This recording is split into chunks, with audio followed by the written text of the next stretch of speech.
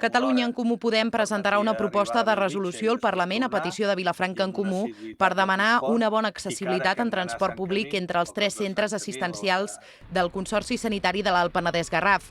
Els comuns defensen que cal un pla de mobilitat entre les dues comarques pels usuaris i pel personal. Ramon Arrabat és regidor de Vilafranca en Comú a l'Ajuntament.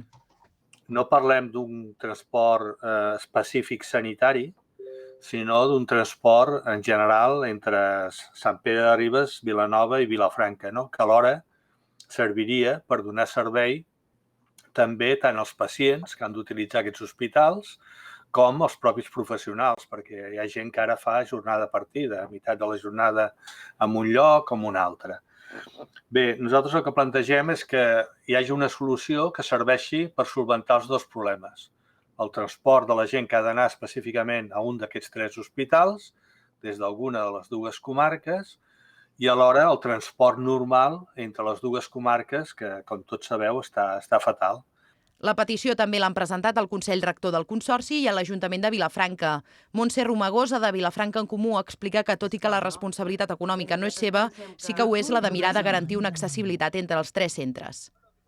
Nosaltres pensem que potser la responsabilitat econòmica no és seva, ni del Departament de Salut ni de l'Ajuntament de Vilafranca o dels altres ajuntaments, que no ho sabem segur, però sí que ho és la responsabilitat de fer possible que la població pugui accedir als serveis sanitaris.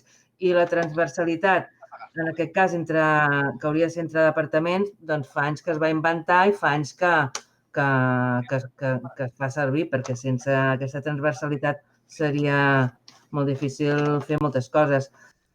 Els comuns demanen un estudi de les conselleries de Salut i Territori en el termini de 3 mesos i que en el termini de 6 mesos es comenci a implementar.